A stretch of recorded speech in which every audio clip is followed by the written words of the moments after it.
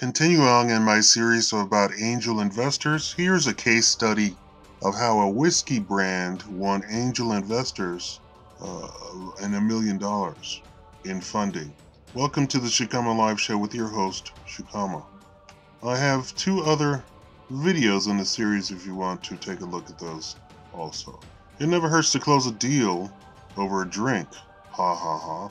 Tom Lix certainly had that going for him when he was seeking funding for his company Cleveland Whiskey. In 2009, he was experimenting with whiskey aging methods in the basement of the Cleveland home.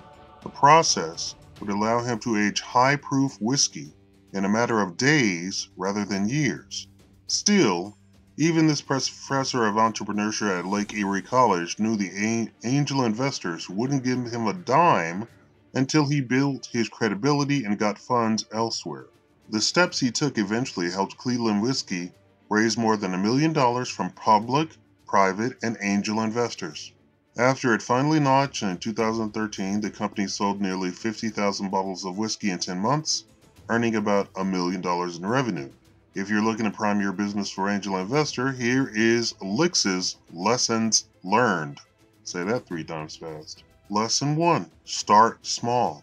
For initial funding, Lix put his name in the running for a $25,000 grant from the Lorain County Community College Innovation Fund, a pre-seed funding program that uses government and private funding to support early-stage, technology-based businesses. The grant made it possible for Lix to relocate to a laboratory housed at a manufacturing incubator, a move that not only gave him a controlled testing environment, but also provided access to in-house engineers whose expertise he could use. To secure this first round of funding, Lix conducted through market research. His business plan included interviews with large and small distillers, retailers, and distributors.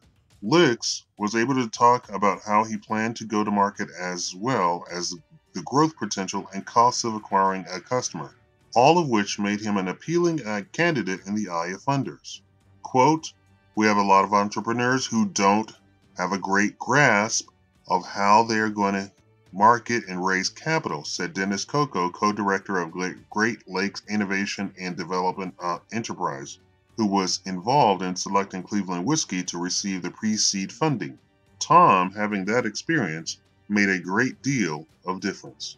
Next, build a track record.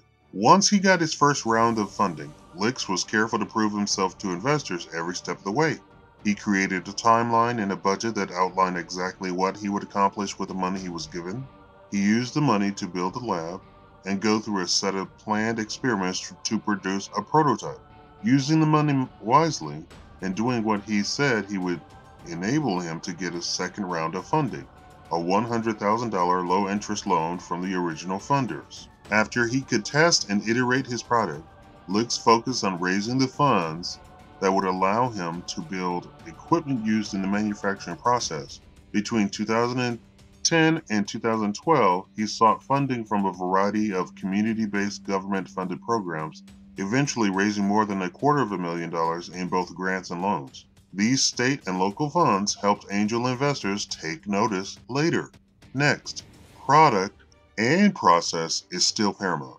According to Lix, whiskey is a $25 billion worldwide market with increased demand from a rapidly growing middle class in countries across the globe. But the spirit's traditional aging process prevents it from keeping up with demand. To entice investors, Lix explained how his new technology could allow whiskey to ramp up production like the makers of other status symbols like cars and computers. His pressure aging method involved putting measured pieces of oak into pressurized stainless steel tanks, speeding up the aging process from a number of years to as little as a few days. Investors saw that this technology gave Cleveland Whiskey an advantage other players didn't have. Next, seek investors whose opinions you respect. To take his idea from prototype to production, Lix would need angel investors not just for money, for advice. Quote, "I was really looking for people who would add value to the company," he said. "I didn't want people to just sit on the sidelines." Lix reached out to the entrepreneurs who mentored students at the Center for Entrepreneurship at Lake Erie College, where he was serving as director. The investors offered experience in the operations of finance that could help Lix better scale his business. Quote, they were the types of people I would go to for advice even before I would go to them for money, he says. These angel investors were involved in discussing about product launches, the annual budget, and spending decisions, often on a daily basis. Quote, sometimes one of the hardest things to do is to listen and take advice, but it's important. You have to be able to do that, said Lix. You have to be able to accept ideas that sometimes are better than your own. This attitude was part of what won his investors over in the first place. Quote, that's one of the things that threw us to Tom, says Jake Crocker, currently the company's chief financial officer. He was very open to advice and working with it. Now, for those of you who are not an entrepreneur, who haven't started any business, who don't understand funding, I noticed that I've asked for funding from quite a few of you, and a lot of you have no idea what funding is. You have no idea what a company is. You have no idea that a company needs funding, and not just out of my personal pocket. I own a corporation. This is a corporation, and you don't understand. So let me go back over this, and I'll explain everything in this so that you have a basic idea of what's going on. So with his initial funding, he went to a government program that gave him $25,000 in funding. He understood that before getting to angel investors who might give you $100,000, $250,000, or even $1 million, or even more, right? Before getting to those guys, he knew that he not only had to have a business plan, he has to have a plan of attack of what he's going to do, set a schedule of how he's going to do it, and then get advice, real life world advice from experienced people.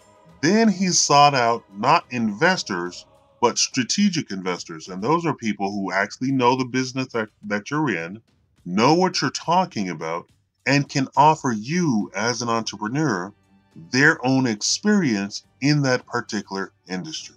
Like a mentor. You all know what mentor is, right? So you're looking for mentors in that area. Then they talked about building a track record and a reputation. So he had to have some sort of build up his reputation that he actually knew what he was doing and that he had an idea of how much money he needed, where he was going to spend that money, and how soon he would use that money for each thing, and where he would be in the process of creating the product and creating the business. A lot of entrepreneurs don't do that. I'm sure you can learn a lot from that TV show Shark Tank and Dragon's Den. A lot of those entrepreneurs come completely unprepared. Now, I believe Shark Tank, they put that more on there to show you what is a completely unprepared person. Now, there are people who go on there and it says, oh yes, let's sold 1 million units. This is how much the company is valued for. This is what the investment I'm looking for. And the investment that I'm looking for gives you this much percentage of shares in the company. And that times however much is the total value of the entire company. And they've already figured out all of that out. That is a how to be an entrepreneur and how to seek funding. Companies are not built on a whole bunch of loans. You don't want a whole bunch of loans, because they're from banks, and banks want a lot of money in return for loans. You want private investors for that. And then they're talking about products. He's trying to talk about market share. He's trying to give a real idea of what the actual potential market is. Where is the demand in the market?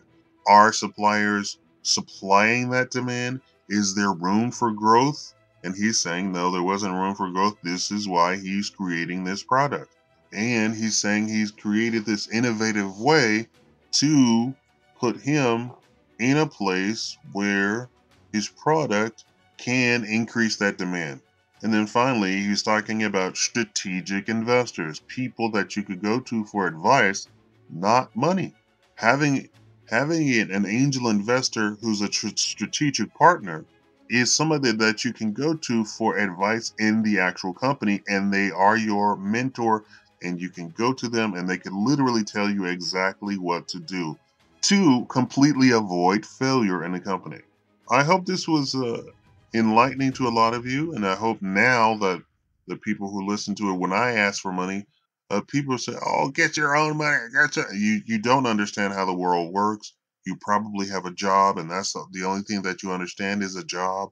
And I've been trying and trying and trying to educate you on how to start your business. And I say you all should have a business. Everybody listening to me should have a business. And business requires funding. This is why I'm doing this series here. And a part of that now is crowdfunding. That means that you all listening to me would give me money as a part of the crowd to fund the corporation. To go to the next step, I'm going to be producing movie-like things and up the value of the videos to such a degree that they're on par with, TV or even Hollywood. Be sure to like the video.